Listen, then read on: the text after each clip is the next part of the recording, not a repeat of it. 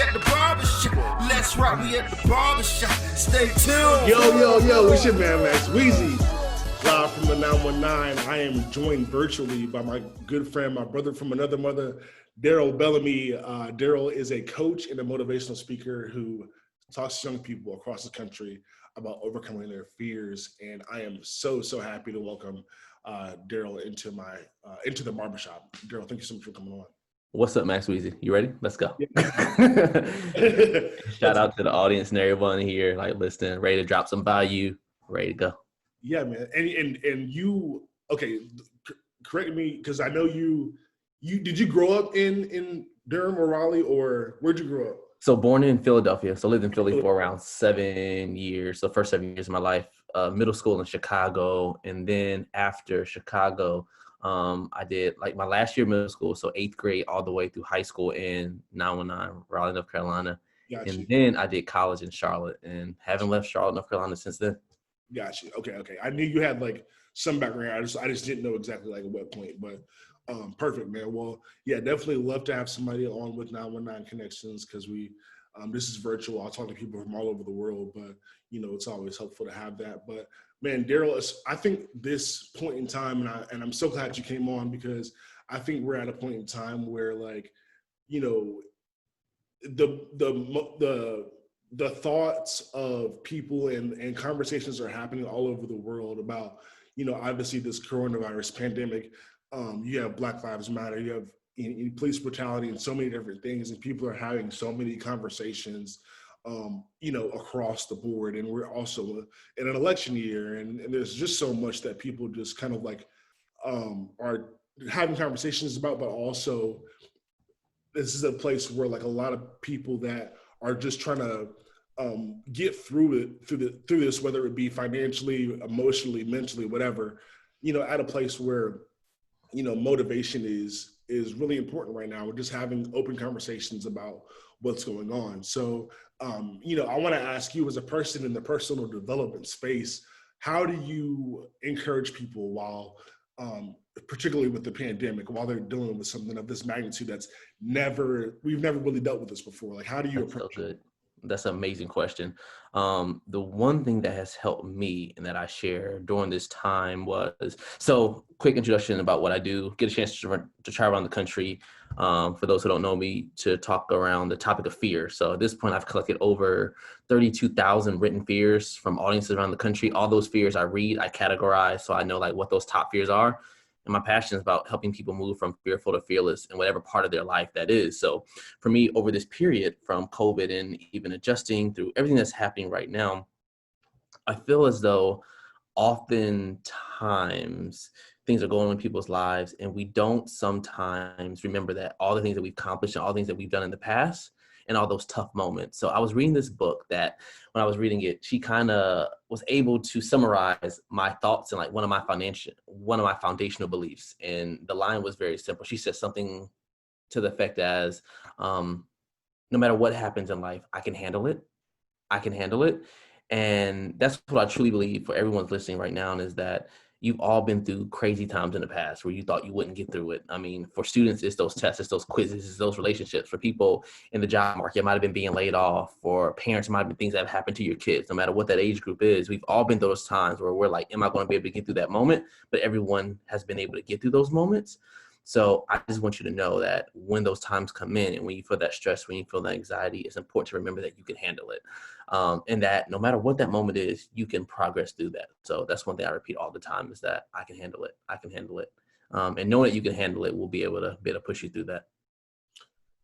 In addition to, you know, the pandemic, obviously as well, there's the renewal of, you know, the Black Lives Matter movement, which has really got people taking a critical look at diversity and critical look at a lot of things, but especially in a fashion diversity in various industries. Do you think there's enough Black motivational speakers in the market? Do I think there is enough? Okay, so there's a lot out there, right? There's a lot of us in the space.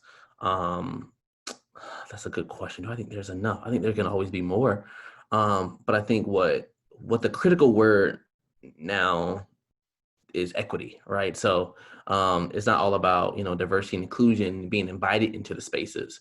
But for me, it's about when we're in those spaces, are we treated equitably, right? So like if you go to a conference and there's people who don't necessarily look like you, are you booked as much as them, right? Because in most situations, we hang with people who look like us. We hang with people who have the same hobbies, the same things that we do, friends of our friends. So I would say that there's a lot of us in that space. Do we all get the same easiness to do certain things? I would say maybe not at times. I have one friend who always says like, Darryl, it's harder because you buy. He's like, yo, it's harder. So that we have to do more. Where somebody who might not look like me could just come in and speak, especially in some of these conferences that I go to, they can just come in and as soon as they speak, they can go in and get gigs where we have to sometimes work a little bit hard to get there. So the answer to your question is, there's a good amount in here, but are we all treated fairly? I would say not across the board. Yeah, that's a great perspective. I think in a lot of industries, again, it's just about in some industries like Hollywood, for example, it's about being seen, right? And like are there enough, like what do all these shows and movies and things that are being made, like who are the characters, what are we showing in these productions? Are they a true reflection of the world around us? If there's not a lot of color in these spaces, and a lot of different job industries are kind of looking at that more critically now. But that's an interesting perspective on not only like are they there, but do they have the same opportunities? And I think that's another big question too. And I see that in all industries. So I think about not one of my new coaching client who's a photographer, and she was saying how she might look at a photographer's page who they're not trying to be openly racist or but like all their brides that they've ever photographed are like all white, and they wonder, why don't I get black people to to book me? It's because what does your page look like? But that's when it comes into just being open and starting to open your eyes to what the world looks like. So I think this is a great time. So I'm happy that people are starting to realize things that we live with daily. So obviously, like, you talk to a lot of young, like you said, you collected over, you said over 30,000. Yeah. What are young people afraid of the most? Now, the cool thing about that question is when I speak to students and when I speak to adults, the fears are translatable. So what students are afraid of, the same thing that some of our adults who might be listening, they're afraid of the exact same thing. So when I think about the fear, I think about the biggest fear categories. So the number one fear category comes down to the fear of not being enough. So it comes down to like just confidence in what we believe about ourselves. So as I read these things, I'm like, yo, this is a confidence issue. This is a confidence issue. And it used to be the biggest one through the data, because we read them and we categorize them. The biggest one used to be the fear of failure. Fear of failure is kind of like number two. But not being enough, fear of failure is number two. Judgment and rejection, that category is number three. So oftentimes we don't do things, we don't push out there, we don't start the podcast, we don't put on a video, we don't do whatever those things are because of what we think others might think of us or what that judgment might be for others. And then the fourth one comes down to the fear of the future and what that future looks like. But if I could give any big piece of advice to the audience looking forward at those listening, is like that foundational confidence in what you believe about yourself is really important. And if you can like bring that up, and if you can find ways to do that, then everything in your life starts to improve once you believe that you're the shit. But do you think the fear of failure, do you think the fear of failure is a real thing? Because like I kind of told you before this, like I worked in the coaching space, and the company that I worked for, the woman that was at the forefront of it, I was listening to her speak at a event, and she was saying that we prepare practically, we do everything practically not to fail, right? So how can we then, I think her point was like, how can we then be afraid of it? When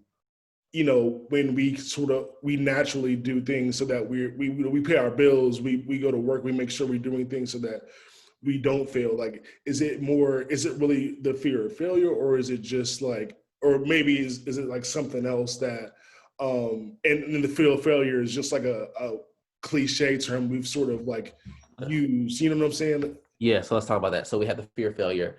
And I think those top three categories, they all kind of intertwine, right? So we could call it the fear of failure, which I do think like it is, they all intertwine. A lot of people actually put fear of failure. So they actually use that word. But I think what the biggest issue is if I fail, how do I look to other people, right? So that goes into judgment injection. If I fail, what do I then believe about myself?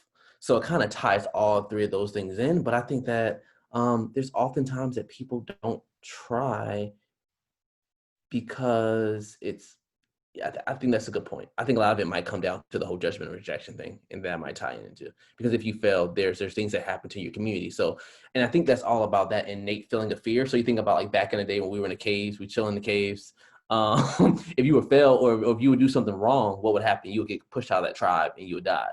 So failure did have a consequence. And for some of us in our lives, if you want to start a business and you decide to go ahead and quit your job and things don't work out, you can prepare as much as you want. Like I did, I can prepare as much as I want. But when that bank account goes down and you figure out if you fail, what would happen to you, then that makes a huge difference. So What are you the most afraid of yourself? what am I? So I was literally sitting there. I literally asked myself that question literally this morning because I'm preparing for a keynote. And I was like, yo, Bellamy, like, what is it really?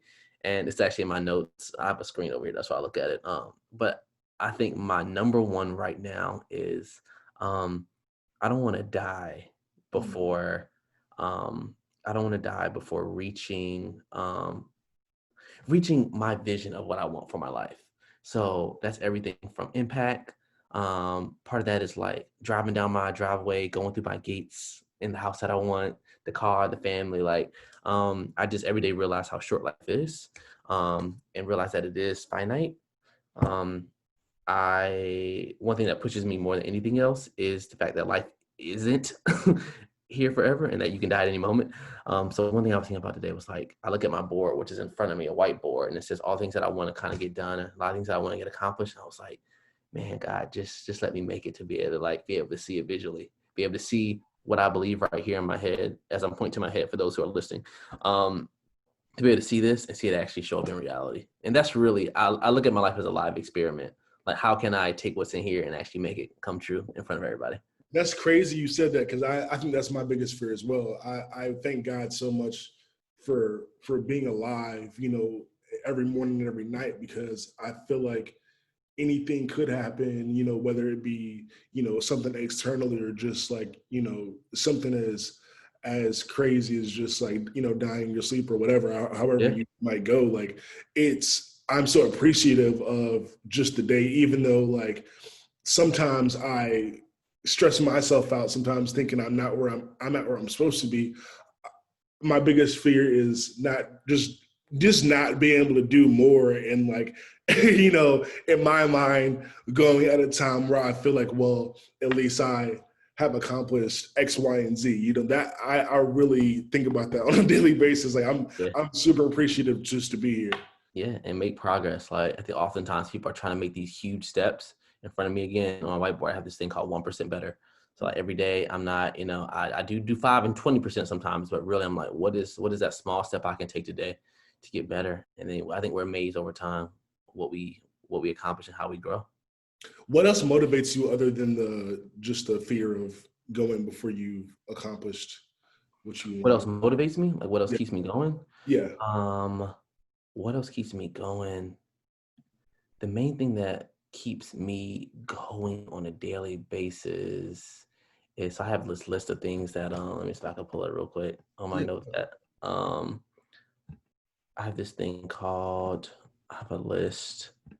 It's called, I have a when not motivated, think of this list. So I believe that there's sometimes where we're super motivated, and then there's times where we're not. So when we're not, so when I am motivated, I think about what those things that got me there. And then I put those in a list. So I've never actually shared this before, but I'm just going to read these like in order. First one says, when not motivated, consider the thousands and thousands of fearless stories. So I've gotten about 100 or so thus far, but I want to get more of those fearless stories from people who are able to push through fear based on my message. The next one is think of new experiences in life when money isn't an option. So I live my life for freedom, and also I want to have many different experiences. And a lot of times those experiences that I want to achieve cost more money than I have.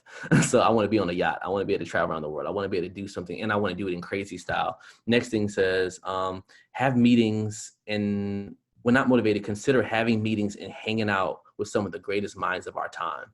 So oftentimes I think about like, what would life be like, being able to sit around a dinner table with like Mark Cuban or Elon Musk, but in order to get to those tables, you have to achieve something.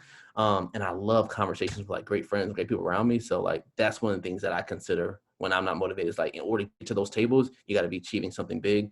Next is pulling up into my driveway at your house you've always dreamed about. And the next thing was riding around in your new Lexus with your orange pinstripe and orange seats. so I want the Lexus IS, as I used to be a Lexus valet in college. So they kind of got me on the Lexus train. But those are some things that when I'm not motivated, I go to that list. It's like, all right, that's what you're working for. Those things you're going for. Are you amongst your group of friends, like, are you naturally the advice giving friend by the nature of your work, or yeah?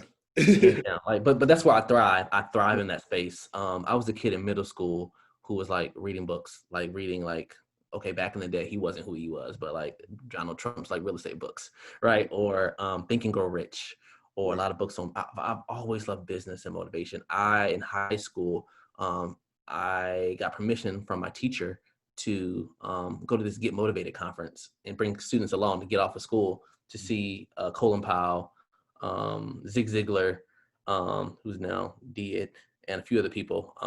So yeah, man, this has always been me. So I would say, yeah, I am that friend who wants to give advice.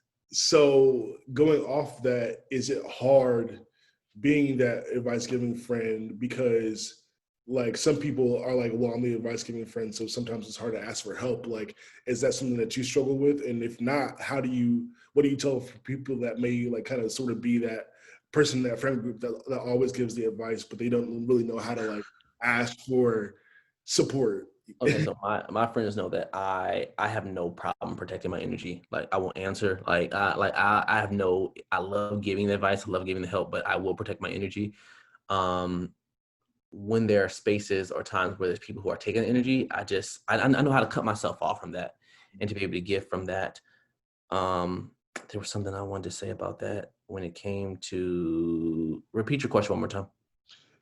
Like, how do you, like, so being the advice giving friend, what advice would you give other people that may be in that position as the advice giving friend that don't know how to like ask for support or ask for help Okay. or advice from their friends or other people? Yeah, like you at the end of the day, you have to. I mean, like we can only there's only two ways we can actually grow. I think it's by something coming from within that you've gained, or like a book or something, or someone around you giving advice. So in order to grow, you have to be able to ask for help, because you're not going to grow, especially if you're the smartest person, the smartest person in your group. We know this, right? Yeah. There's no way to actually grow. So one piece of advice that I would give on that would be to make sure you protect your energy. But one thing that I always say or remember, that if someone mentions something advice-wise to me, more than like the first time I hear something, as that advice giving friend or that person who feel like I know a lot, I'll ignore it. But if someone gives you any type of advice, if you hear it twice or three times, it's time to start taking note of that. And that's when you can start making progress and start doing things from that. So especially if you're the one who's always giving advice, you need to be able to take it. And sometimes that ego can get in the way. So if you hear things multiple times, some people tell you you're an asshole 3 times, you might need to like check it, or some people tell you that you might be too quiet, you might need to speak up more. Like take that advice and go from there. But it's also last thing when it comes to like being on an airplane, what do they say? Put your mask on first before you're able to help others. So you truly can't be out there giving advice if you're not growing yourself. Yeah, that's a good analogy. I like that. I might just do that. Just put your mask on first. A Yes, lot sir. of people are just they pass the mask around. They like with no mask. No, I'm good. Yeah. What new thing? Well, a lot of people, um, the motivational speakers and people that sort of like help others. The common the common advice during this time has been to, pick up a new skill, learn something new, do something new, find something that you can work on while we're stuck at home and while life is sort of slowed down. Yeah. What are some new things that you've picked up or learned during this pandemic? So starting out with the whole progress, that first week when I realized that we were going to be out for a month, I was like, okay, this is going to be great. Like, I'm ready to go. I'm hyped. I'm going to totally take advantage because we're going to be back in a month. And then as that month turned into like 2 months, I was like, oh, shoot. So I had to really learn to adjust. So something that I picked up on Max Wellington was the first thing was like the Fearless Inside store. So I launched a whole new store with Fearless gear. That's just something I've been wanting to do for a while. Finally picked up on that. I totally redid my website. So the front page, I'm going page by page, like totally updating that, doing that. Virtual talks. So picking up on like more virtual. So when virtual first started out, when COVID, I was like, yo, this is not gonna last. Yo, it's gonna be 2 months. I'm gonna be back on stage. Like no reason to really jump into it. Yeah. Wasn't really excited about it. Did my first virtual talk. Yo, it was so like the energy was crazy. Like people were typing up stuff. Like the energy was there. So you can't get me back on stage right now. They're like, you want to get on stage? You want to do virtual? I sit right here. I stand up and do my thing from here. And it's still amazing. Sometimes even better because people can hide behind the screen and like get feedback and do their thing too. So the store has been huge. The virtual talk website, write my next book. So about to take that progress to do that, trying to start a podcast. So I have all these different plans, but that store and the website has been the biggest things during this pivot, and the virtual as well. Nice. Yeah, but it was hard. I can say it was hard for me in the beginning to make that pivot. Nice. Well, at the end, I'll definitely. I'm glad you mentioned your store because I want you to be able to shout out and tell people where they can get your stuff and everything. But last thing I kind of wanted to touch on is personal brand. A lot of people, especially during this time, have kind of been like, well, maybe this is the time where I should start creating content, start my YouTube channel, start my podcast, whatever it may be. But the advice that we get a lot in order to stand out is personal brand, personal brand, personal brand. How did you develop a personal brand? And how important do you think it is actually to do it, first of all? And then how did you do it yourself? So I think it's hugely important. The first thing is anyone listening, if you can, like the first thing you should do when you get off this call is go to GoDaddy or go to Namecheap and make sure you own your name. That's the first thing you do. Like you buy, Darryl Bellamy. That's I already own it. But I own Darryl Bellamy. I own DarrylBellamyJr.com. Like you should at least own your name because you never know when you're going to need it, and it's just always helpful to have it. I think you should own your name because when someone type it in, your site should be the first one they pop up. So I don't care if you work at Wells Fargo. I don't care if you're an actor. I don't care if you're a street sweeper, right? You should be able to own that spot and be able to use it in that sense. How did I start mine and where did mine came from? I believe that a lot of this is you just take small steps and you start and you don't know where it's going to be. So when I first started speaking, I knew I wanted to help students in 3 areas. Overall, like what are those top relationships you need to gain while in college, pushing through fear, and starting early. Over time, I was able to evolve into the fear and the motivation and all that other stuff. I literally just got out there. The first site I brought was igniteyourrevolution.com. No longer use that site. Then went on to the Bellamy Inspires. But it just takes time, and a lot of people are just scared to start. So whatever that first idea is, whatever that first business is, whatever that first company is, whatever it is that you want to do, I would say buy the name, start the site, start small, and then you're going to be amazed at where that evolves. To go back into that a little bit, I had a coaching client that I worked with 2 years ago, or maybe 3 years ago. And Kelvin wanted to talk to students about their true stories, those true stories that you have within you. He started that through coaching. He built his own website. He found his logo.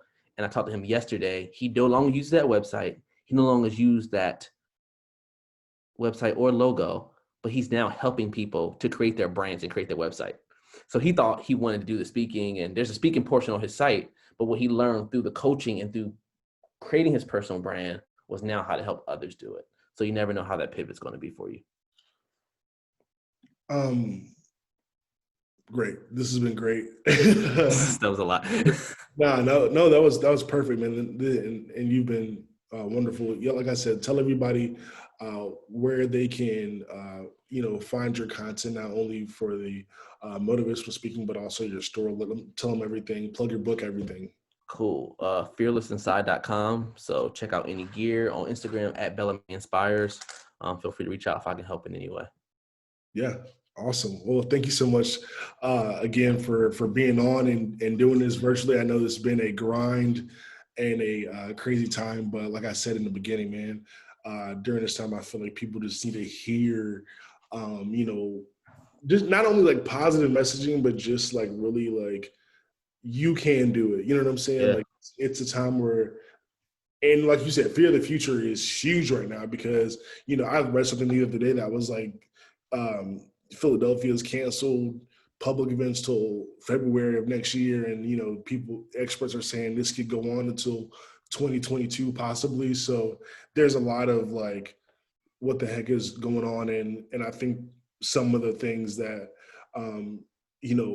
with everything sort of being up to local government, it's a lot of unpredictability in terms of, how different places are handling different things and people just don't know. But, having a voice like yours and you just to speak on everything that's going on and giving people a direction is and people, and a lot of y'all underestimating what you truly have inside of you. A lot of people are underestimating that, you'll be able to make it, but you'll be able to push through, and you always do.